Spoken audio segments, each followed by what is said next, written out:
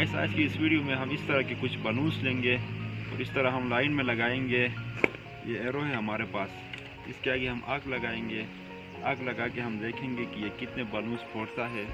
तो चलिए वीडियो को शुरू करते हैं।